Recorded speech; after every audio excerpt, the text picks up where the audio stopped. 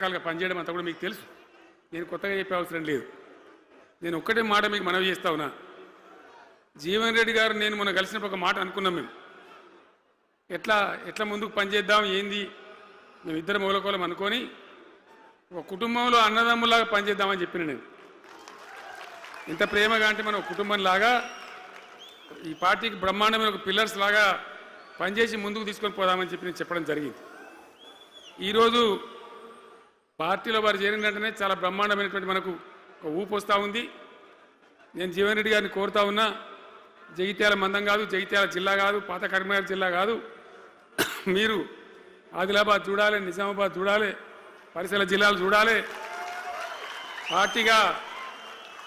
Party ప్రధాన కార్యదర్శిగా ఈ నిమిషం నుంచి నేను అపాయింట్ చేసుకుంటా ఉన్నాను. బ్రహ్మాండంగా ఈ ప్రాంతం అంతా కూడా మీ సేవలు అవసరం ఉన్నాయి పార్టీకి. అదే కాదు, 600 ఏది ఏమైనా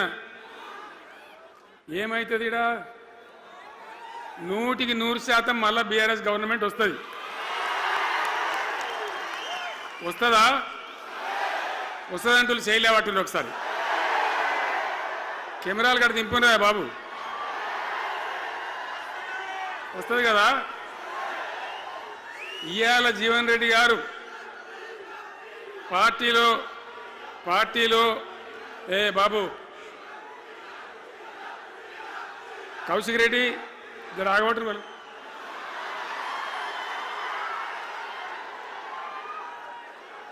పార్టీలో పనిచేసి పార్టీ కోసం సేవ చేయడమే కాదు, రేపు భవిష్యత్తులో బీఆర్ఎస్ గవర్నమెంట్ ఏర్పడిన తర్వాత కూడా బ్రహ్మాండమైన పదవిలో ఆయన అద్భుతమైన సేవలు మీ జిల్లా మొత్తానికి అందించబోతాడు.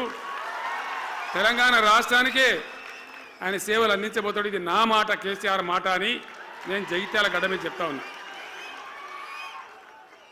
నేను ఎక్కడన్నా మాట ఇచ్చినంటే తప్పలే. కాబట్టి జీవన్ రెడ్డి గారిని మీరు జగిత్యాల మందం మీరు యుద్ధం చేయాలి.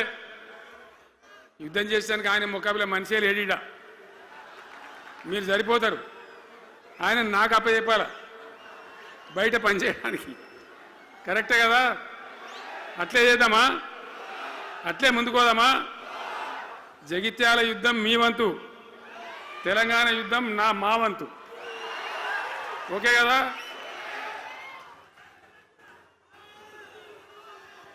ఇప్పుడు